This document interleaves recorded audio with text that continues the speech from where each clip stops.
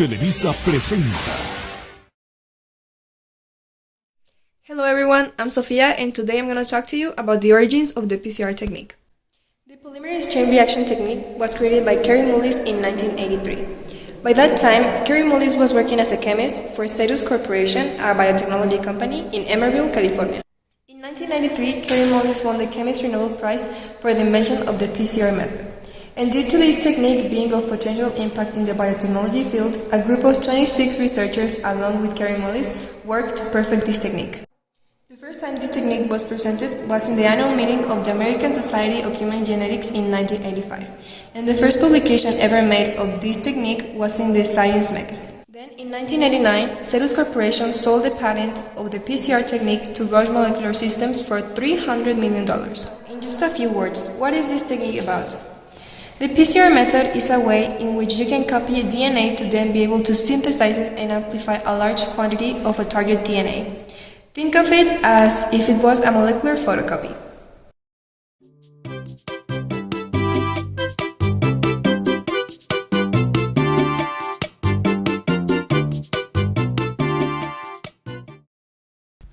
Good morning everyone, my name is Jorge Guzman and today I will drive you to the three-step summary of how PCR is done.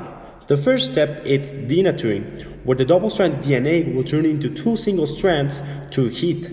This heat will break the hydrogen bonds between each of the paired bases and will make two separate strands that will act as a template for replication. This process takes around 15 to 30 seconds. The second step is annealing, where the primers will attach to these new single strands. In order for this to happen, the reaction must be cooled, and a forward primer going from the 5' to the 3' direction will be attached, and a reverse primer going from the 3' to 5' direction will be attached. This process takes from 10 to 15 seconds. The third and last step is called extension, where the reaction is once again heated in order for Taq DNA polymerase to add the subsequent nucleotide bases to form the new DNA. These bases are added in the 5' to 3' direction, and it takes around 1 minute to copy 1,000 DNA bases. After this step is done, all of these steps are repeated from 20 to 40 times. For PCR to be carried out, we need a sample of the DNA that is going to be synthesized. For this, what can be collected is saliva, blood, mucus, or tissue samples.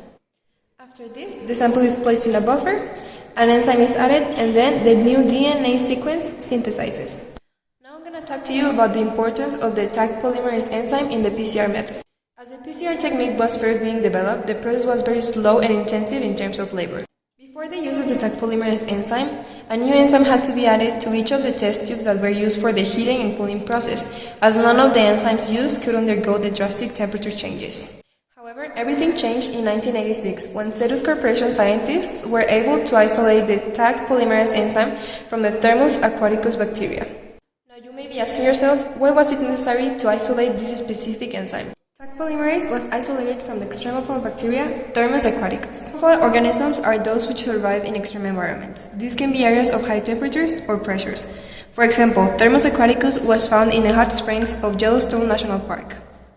This bacteria was discovered in the 1960s by the biologist Tom Brock, and this completely changed the way that the PCR method was carried out as soon as the Taq polymerase enzyme was isolated from the bacteria. So hi, I am Camila and today I'm going to be explaining the PCR laboratory protocol. So to perform the PCR correctly, there are three basic steps, and the first one is to design the primers. Furthermore, we need to prepare the solution, and then we have to add that solution to the thermocycler, which will be in charge of the denaturing cycles. And for the lab safety, we will need a lab coat, safety goggles, and gloves. So first we need to design the primers for the template DNA. They have to be able to differentiate between the 5' to 3' and the 3' to 5' strand. So we want our primers to be 18 to 22 nucleotides long for a successful PCR. And moreover, we want our primers to have similar melting temperatures for the PCR. And I don't want to scare you, but this is how a primer looks like. Ta-da! So now that we know all these basic steps, let's grab our lab coats and go to the lab. And for the materials, we will be using thin-walled PCR test tubes, also an ice bucket, agar gel, and for the reagents we will be using forward primer, reverse primer, DNTPs, template DNA, Taq polymerase, buffer, and water. On this slide, the quantities to prepare a 50 microliter solution is shown. Moreover, all the reagents have to be kept on an ice bucket throughout the whole process. And then we can add our mixture to the PCR machine, so let's have a closer look. So first we're going to set the initial denaturation for 2 minutes at 94 degrees Celsius so we can break the hydrogen bonds between the two DNA strands. And now we're going to set the second denaturation for 30 seconds at 94 degrees Celsius. And remember, if the DNA template is guanine and cytosine rich, we will need to increase the denaturing temperature to break the 3 hydrogen bonds between each complementary base pair. And for the annealing step, we will need to lower the temperature 5 degrees Celsius below the melting points of the primers, more or less around 55 degrees Celsius to 65 degrees Celsius. Therefore, the primers are stable enough to bind to the single-stranded DNAs, and also the Taq polymerase can bind to them. And for the DNA extension, we are going to set the thermocycler at 72 degrees Celsius for 1 to 2 minutes. Therefore, the Taq polymerase can synthesize a new DNA strand. And this process has to be repeated over and over up to 25 to 30 times until we have enough target sequence as it is shown over here. Finally, we are going to take 2 microliters of the mixture that we previously prepared and place it on a gel electrophoresis so we can see the size of our DNA. Hi. I'm going to explain to you the reverse PCR laboratory protocol. But before going straight to the protocol, I'm going to give you a little background on how this technique is possible nowadays. In the 1970s, an enzyme called reverse transcriptase, also known as RNA-directed DNA polymerase, was discovered in retroviruses. Now, thanks to this enzyme, the reverse PCR is possible. In this technique, the RNA strand is used as a template, and then, with the help of the reverse transcriptase, the complementary DNA strand is synthesized, which is also called the cDNA strand. First, a solution is prepared for denaturing the RNA sample. Then, a transcription reaction mix containing the primer, a buffer, the reverse transcriptase enzyme, and deoxynucleoside triphosphates, also called DNTPs, is added for synthesis to occur. DNTPs are used to expand the growing DNA strand, helping the Taq polymerase enzyme. After this, the complementary DNA strand is formed. If we want to think about when is PCR used in a normal life situation, we need to think about the concepts. PCR is used in order to create more copies of a specific sequence of DNA.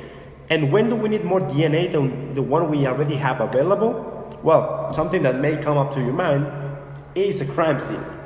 In a crime scene, well, the crime has already passed, so there's no more genetic material about the subject because, well, he's not in the crime scene anymore.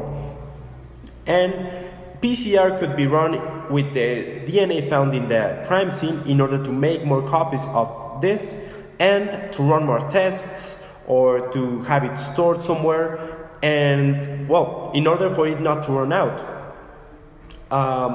Yes. This technique is used when testing for SARS-CoV-2, the virus that causes COVID-19. This technique used is called real-time reverse transcription PCR test. The name comes from the enzyme used in this reaction, which is reverse transcriptase. This enzyme is needed because the virus that causes COVID-19 uses RNA instead of DNA as its genetic material, and this enzyme will translate this RNA into a DNA in order for PCR to start. And the PCR process helps so that the complementary DNA generated by the reverse transcriptase is easily detectable. If the test is positive, well, that means that the primers bind to this DNA present and generated more and more of these sequences and making it easily detectable. If the viral cDNA is not present, well, the primers wouldn't bind and the test would be negative because no cDNA will be visible. In order to help this reaction, a specific fluorescent dye could be added for identification. and when this happens, a certain level of fluorescence needs to be achieved in order to test for a positive result.